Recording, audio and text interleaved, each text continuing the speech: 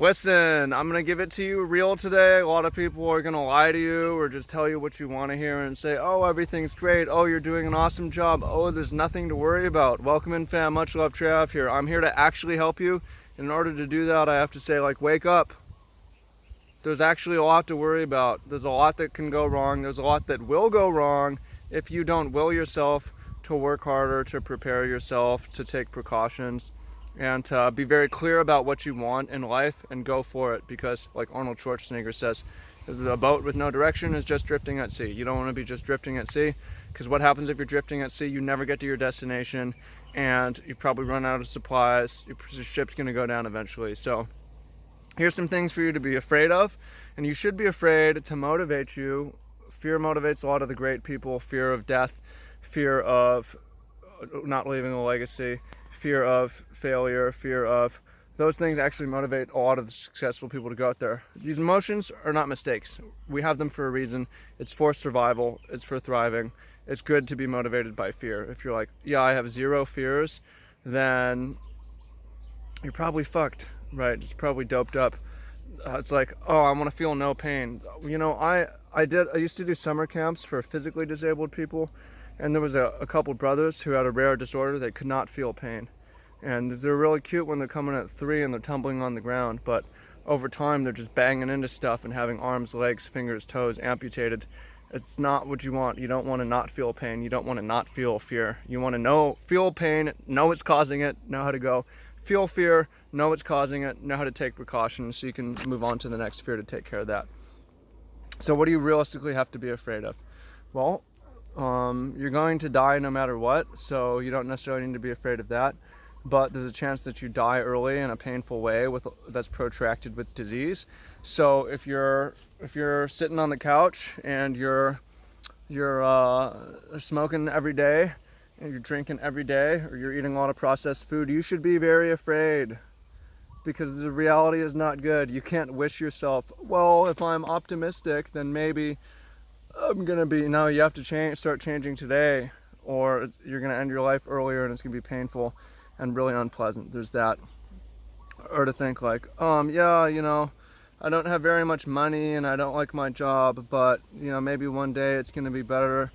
If you don't have money, you don't like your job, and you're not taking massive action to change that, you're just going to continue to not have money, continue to not like your job, and it's going to be real bad. And you have that to be afraid of living a life where you always have to work that you don't like. So you have to take action to figure out, how can I make more money? How can I raise my value? How can I increase my impact? And I'm going to use that to create work that I love, that's pleasurable, that's purposeful, that's passionful, right? So you got to be afraid of that. There's other things you need to be afraid of too. You want to die lonely, no legacy, no kids, or no family around you. Well, if you want that, then you can be like, well, later I'll make connections and talk to people and invite people into my circle. Well, you got to be afraid of that, and what you have to do today is be social and make social connections and social impacts, and be a builder and build community and build relationships, right? Are you afraid of climate change? If not, maybe you should be, because it could rock our worlds and change everything. And my take on that is not. It's probably, if all the scientists agree on something, I'm not going to be so arrogant that I'm like, oh, it's fake. It's fake science, right? Science is generally right. And the prognosis is that it's going to be bad. It's not that everyone's going to die, but there's going to be a lot of upheaval.